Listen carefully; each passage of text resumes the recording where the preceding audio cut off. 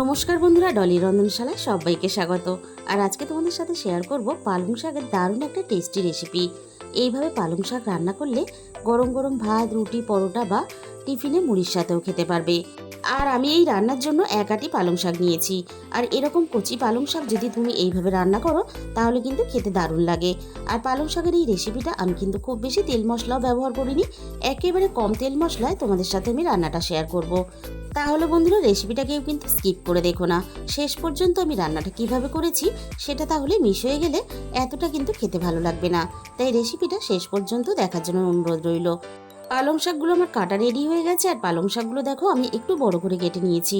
আর এরকম একটু বড় করে পালং শাক কাটলে তাহলে রান্নার পরে খুব বেশি সিদ্ধ হয়ে রান্নার সাথে একেবারে মিশে যাবে না। তাহলে চলো রান্নাটা আমি কিভাবে করেছি সেটা দেখে নেওয়া যাক।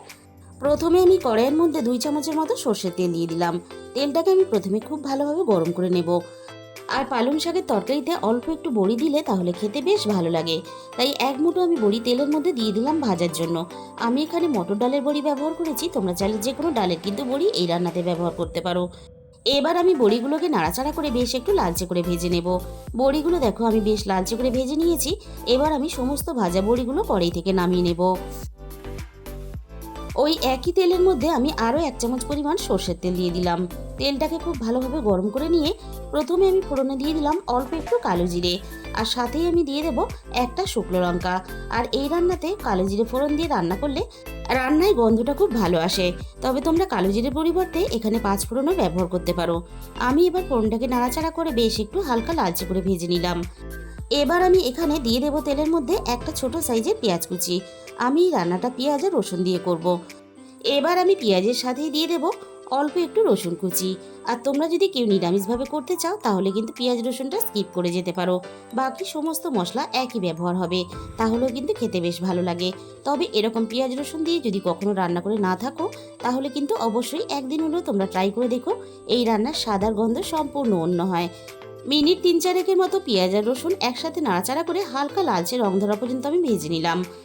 এই রান্নার জন্য আমি আগে থেকে একটা ছোট সাইজের আলু, অল্প একটু মূলো আর অল্প একটু বেগুন কেটে রেখেছিলাম। আলু, বেগুন, মূলো সবকিছুই আমি একসাথেই দিয়ে দিলাম। আমি এই রান্নাটা আলু, বেগুন আর মূলো দিয়ে করছি, তোমরা চাইলে কিন্তু অল্প একটু শিমও এই রান্নাতে দিতে পারো। আলু, বেগুন, মূলো সবকিছু একসাথে নাড়াচাড়া করে বেশ ভালোভাবে আমি ভেজে নেব।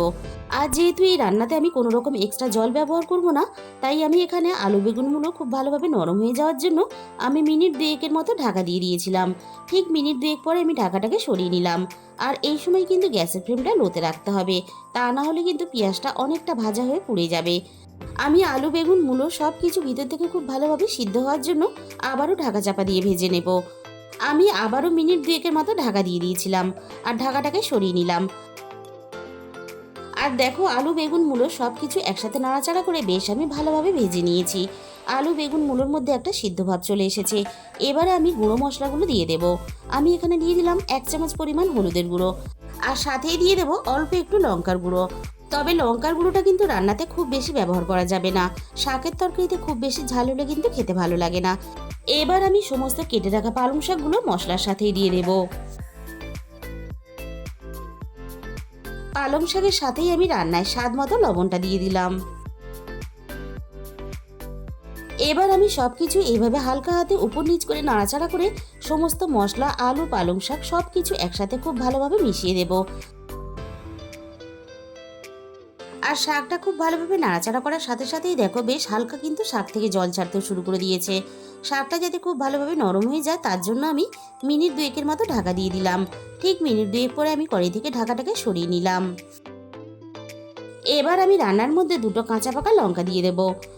আর অল্প একটু কাঁচা লঙ্কা দিলে তাহলে ভাত বা রুটি, মুড়ি যার সাথেই খাও না কেন কাঁচা লঙ্কাগুলো মেখে খেতে কিন্তু দারুণ লাগে। আর পালং শাক থেকে দেখো বেশ অনেকটাই কিন্তু জল ছেড়ে দিয়েছে। আর এই পালং শাকের জলেই যেহেতু আমি সবজিগুলো সিদ্ধ করব, তাই কিন্তু আমি আবারও ঢাকা দিয়ে দিলাম। মিনিট 5 পরে আমি কড়াই থেকে ঢাকাটাকে আবারও সরিয়ে নিলাম।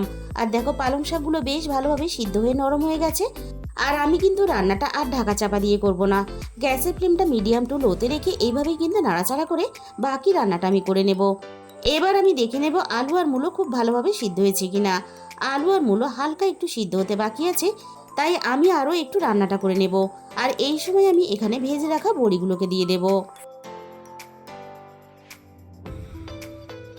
আর বড়ির সাথেই আমি স্বাদ মতো অল্প একটু চিনি দিয়ে দিলাম।